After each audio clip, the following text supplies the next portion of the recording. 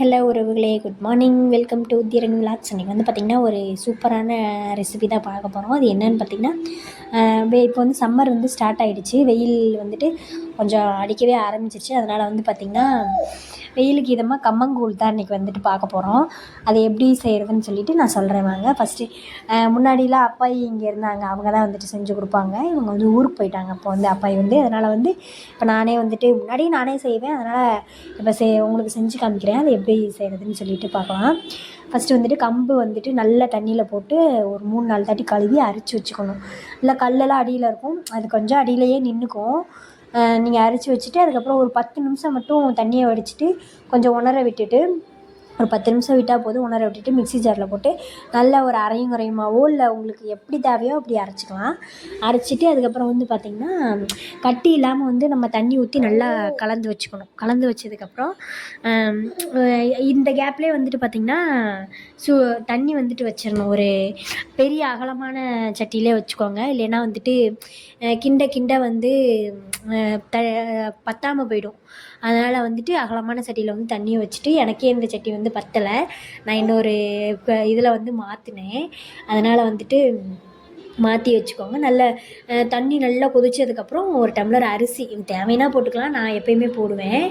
ஒரு டம்ளர் அரிசி போட்டு அது நல்லா கொதிச்சதுக்கப்புறம், தண்ணி கொதிச்சதுக்கப்புறம் இந்த நம்ம கம்பு வந்துட்டு கட்டி இல்லாமல் கலந்து வச்சுருக்கோம் பாருங்கள், அதை எடுத்து ஊற்றிட்டு நல்லா கிண்டிக்கிட்டே இருக்கணும்.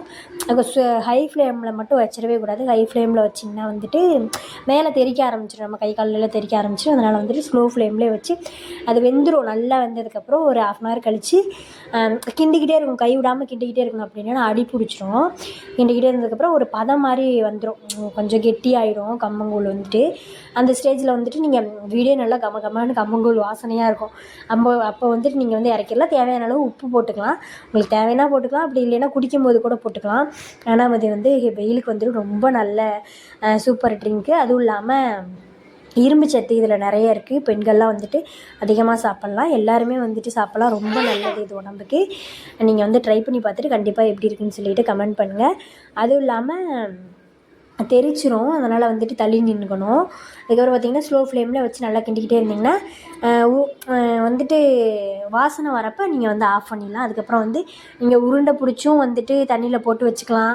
அப்படி இல்லை நான் உருண்டை பிடிச்சி வைக்கல அப்படின்னு சொன்னால் கொஞ்சமாக மாற்றிட்டு ஃப்ரிட்ஜில் வச்சிட்டிங்கன்னா வந்துட்டு புளிக்காமல் இருக்கும். முன்னாடிலாம் வந்துட்டு நல்லா புளிச்சதெல்லாம் குடிப்பாங்க. இப்போ வந்துட்டு கொஞ்சம் புளிக்கிறனால தயிர் ஊற்றி நம்ம கலந்து வெங்காயம் இந்த மாங்காய் இதெல்லாம் வந்துட்டு வத்தல் அதெல்லாம் வச்சு சாப்பிட்லாம்.